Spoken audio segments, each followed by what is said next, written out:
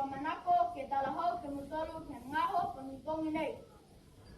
Taha, koe matakawi takawhanga. Ua, koe matakawi ne kua iloa e tau tangata ni wea mai he waha kakamua. Koe matapatu manatu kakamua. Koe matakawi takawhanga. Koe tahi koe matakawi takawhanga ne kua nakai la iloa osi e au ha koe tamatosea ngaia ni au ka takawhanga ni au ulu hoko tuau ke mana ka puata. Koe tahi koe matakawi takawhanga ha koe tau manu mamuui ne haha iai. Koe tau manu mamuui mai he te utu ke hoko atu ke mana katoa. Koe matapatu manatu ke ua. Koe matakawi ne koe loe tau tangata niwe mai he waha kakamua. Koe tahi koe muui he tangata niwe ha koe loe tau tangata niwe mai he waha kakamua.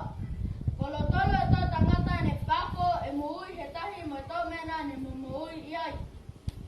Koe whanga a tau kolo takawhanga alo tolu ne whanga ke takawhanga ke tunga e kakikaki wako lulu peke ngolonga tupoku.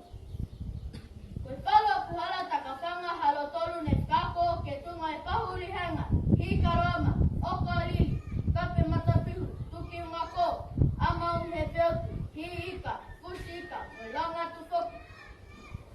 Ke whakasi haku a whakamatalanga. Koe mooli ni, koe tahi, koe moui he tangata ni we, mai he waha whakamua. Koe tahi, koe matakawi puke, koe tahi, koe matakawi mahuinga, koe luala, a koe kaina he tau manu mumuui mo koe matakawi puke ne ka o osi a totolu ki ai ke takawhanga.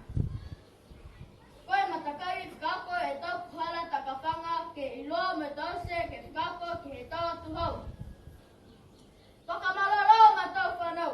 Ke o kitai, ke whakako e tau puhala takawhanga he tau mamatua. Ke mnina aine a koe, me hawa mga whaua. Ano iha. A koe tahi, koe moui he tangata ni ue. Tau whanau pona toki.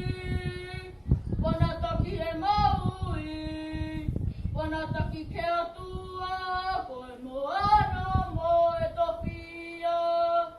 A koe tahi, koe moui he tangata ni ue maoli. A koe tahi, koe moui he tangata